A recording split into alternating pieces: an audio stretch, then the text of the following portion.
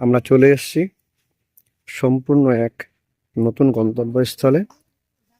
দেখুন, এই যে মেঠোয়ালি পথ, এই মেঠো পথ ধরে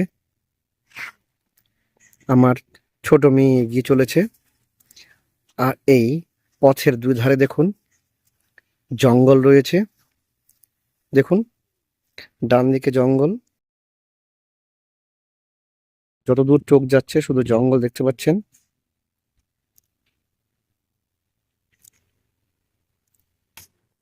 এই যে রাস্তার সামনের দিক থেকে একজন সাইকেল নিয়ে আসছে। বাঁ দিকে দেখুন, বাঁ দিকটা তো জঙ্গল।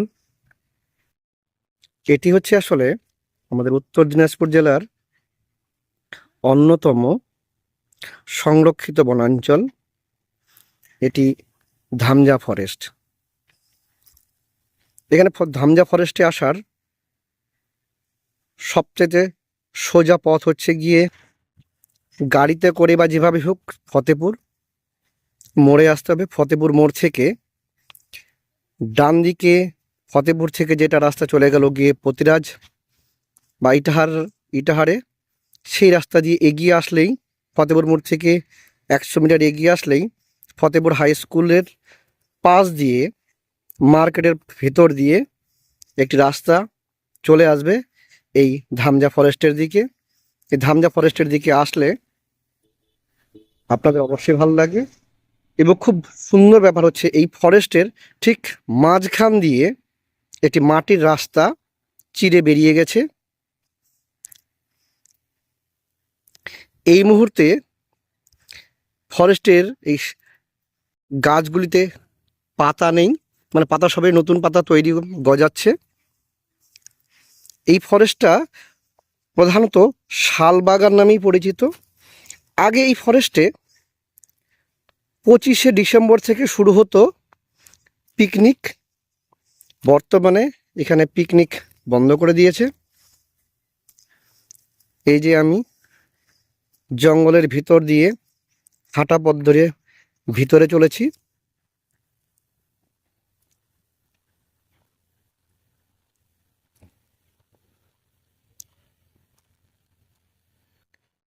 এই যে মাটির রাস্তাটি, এই রাস্তাটি ফতেপুর থেকে সোজাসুজি দিক থেকে গেলে কুনোর কালিয়াগঞ্জ রোডে ওঠা যাবে।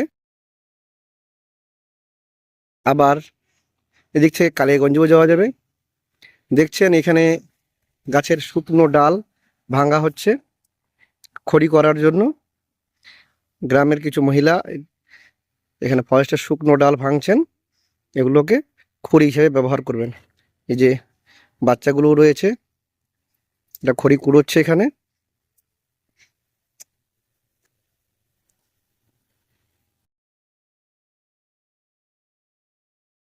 আরেকবার বুঝি রুদ্রা জলে কি পাবো? আচ্ছা, সামনে গেলে মা মনসা ঠাকুর, এদিকটাতে মা মনসার মন্দির রয়েছে। আর বাদিকে বাদিকে কি আছে? আমাত কালী রয়েছে, অর্থাৎ কালী মন্দির রয়েছে। অনেকে এটাকে বনকালীও বলতে পারেন আপনারা।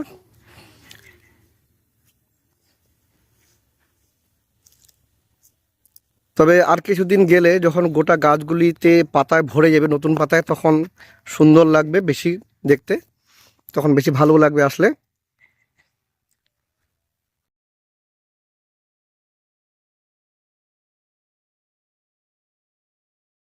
হাঁটা পথ ধরে আমরা ফরেস্টের একদম গভীরে প্রবেশ করেছি।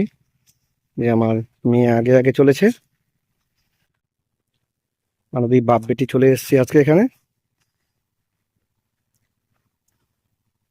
তো মা বাদিকে বাদিকে, এইখানে যে প্রায় লোকজন আসে তার নমুনা এখানে দেখুন, কাগজ পড়ে রয়েছে, জলের বোতল পড়ে রয়েছে।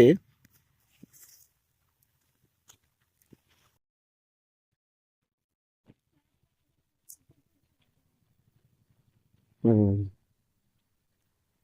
আমরা এখন যেমন প্রধানত গিয়ে এখানে যে কালী মন্দিরটি রয়েছে সেই কালী মন্দিরটির খোঁজে। তো চলুন যাওয়া যাক। আমরা চলে এসেছি জঙ্গলের একদম মাঝ বরাবর যেখানে রয়েছে গিয়ে এখানে একটি মন্দির রয়েছে।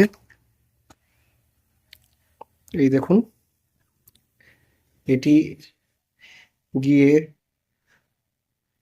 পাথরের শিলাখণ্ডের উপরে সম্ভবত এটা খোদাই করা মূর্তি, কালী মূর্তি। একটু জুম করে দেখিয়ে দিচ্ছি,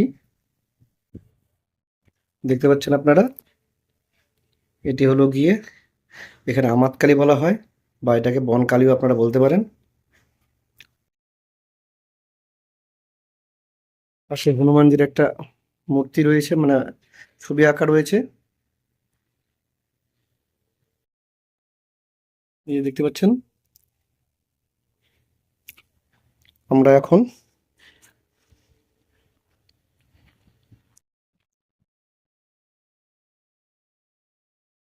এই দেখুন মন্দিরটি, মন্দিরের উপর টিনের ছাউনি।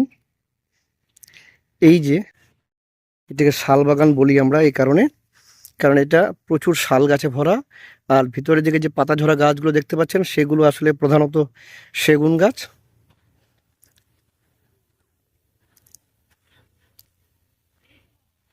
এই যে এখানে একটি কল রয়েছে, এখানে আপনারা যদি আসেন তাহলে অবশ্যই এখানে কল ব্যবহার করতে পারবেন, কলে সুন্দর জল পাওয়া যায়।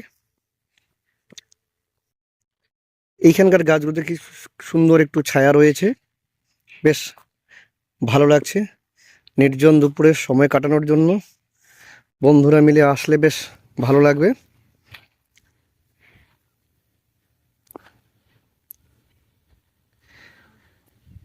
মাউসগেন বালি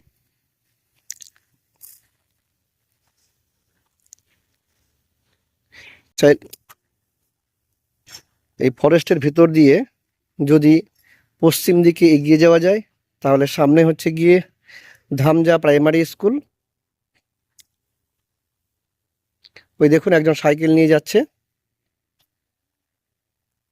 দেখতে পাচ্ছেন।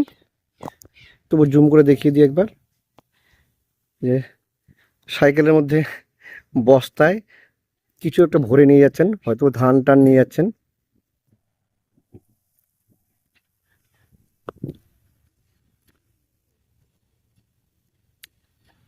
তো বন্ধুরা, বেশ সুন্দর জায়গা, নিরিবিলিতে সময় সুন্দরভাবে কেটে যাবে। যখনই ইচ্ছে হবে আপনারা এখানে চলে আসুন বন্ধুরা মিলে, বেশ ভালো লাগবে। আর এখানে জলেরও ব্যবস্থা রয়েছে। এখানকার কলটি, এই যে দেখছেন একজন এখানে জল ভরছে কলে। এই যে সামনের দিক দিয়ে টোটোও আসছে, অর্থাৎ ফতেপুরে আসলে ফতেপুর থেকে টোটো নিয়েও এখানে আসা যেতে পারে, বা হেঁটেও আসা যেতে পারে, খুব অল্প রাস্তা। জলটা বেশ ভালো না, জলটা এখানে বেশ ভালো, পানীয় জল।